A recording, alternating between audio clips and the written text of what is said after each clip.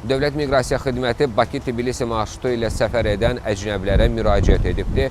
Qurumun yaydığı məlumata görə Nazirlər Kabinetinin müvafiq qərarı əsasında Azərbaycan və Gürcüstan arasında Bakı-Tbilisi-Bakı marşrutu üzrə dəmir yolu sərnişin daşımaları bu il mayın 25-dən etibarən bərpa olunub. Dövlət Miqrasiya Xidməti bildirib ki, bu marşrutla Azərbaycana gələn əcnəblər və vətəndaşlığı olmayan şəxslər ölkənin miqrasiya qanunvericiliyinin tələblərinə əməl etməlidirlər. Qanunvericiliyə əsasən Azərbaycanda 15 gündən artıq müvəqqəti yaşayan xarici vətəndaşlar olduqları ünvan üzrə qeydiyyata düşməlidirlər.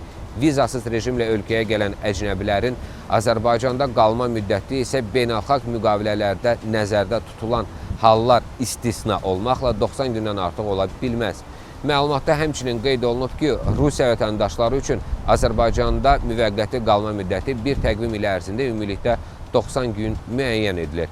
Dövlət Miqrasiya Xidməti həmçinin xəbərdarlıq edib ki, miqrasiya qaydalarının pozmuş şəxslər ölkəni tərk etməzdən əvvəl regional miqrasiya idarəetməsinə və ya asan xidmət mərkəzlərində fəaliyyət göstərən miqrasiya xidmətlərinə müraciət edə bilərlər. Onlar həmçinin elektron xidmətlər vasitəsilə ölkədən çıxış və ya ölkəyə girişlə bağlı hər hansısa məhdudiyyətin olub-olmadığını əvvəlcədən yoxlaya da bilərlər. Qeyd edim ki, Bakı-Tbilisi-Bakı marşrutu üzrə hərəkət edən qatarın Böyük Kəsik Dəmir Yolu stansiyasında dayanacağı müddətdə Dövlət Miqrasiya Xidmətinin əməkdaşları tərəfindən əcnəbilərə operativ miqrasiya xidməti də göstərilir.